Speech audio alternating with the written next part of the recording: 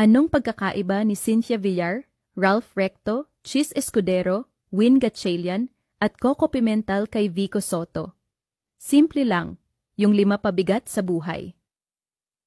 Kay Vico Sotto, gumaang ang buhay sa Pasig City. Review natin bakit 5 pabigat ang dapat itawag sa mga yan. Cynthia Villar, Principal Author at Sponsor ng Rice Tariffication Law o Republic Act 11203.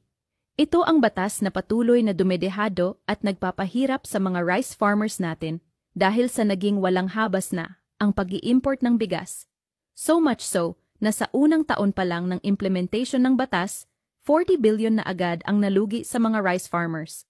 Ralph Recto, Principal Author at Sponsor ng EVAT Law o Republic Act 9337 na nagtaas ng VAT from 10% to 12% at inexpand pa pati sa pagsingil ng VAT sa kuryente at power generation.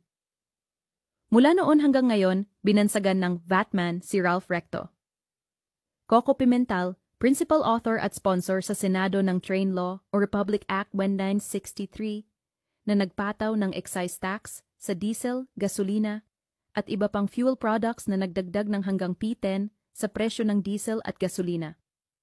Chis Escudero at Win Gatchalian, Principal Authors at Sponsors ng Value-Added Tax on Digital Services Law o Republic Act on 2023 na nagpataw ng 12% VAT hindi lang sa streaming services tulad ng Netflix o Spotify, pati na rin sa digital tools na ginagamit ng mga Pinoy digital industry workers at freelancers.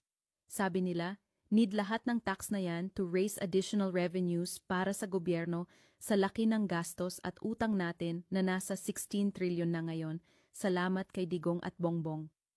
Samantala, si Mayor Vico Sotto ay nagpapatayo na ng 9.1 billion na bagong Pasig City Hall, hindi mula sa additional tax, kundi mula sa additional savings ng Pasig to the tune of P1 billion kada taon. Paano?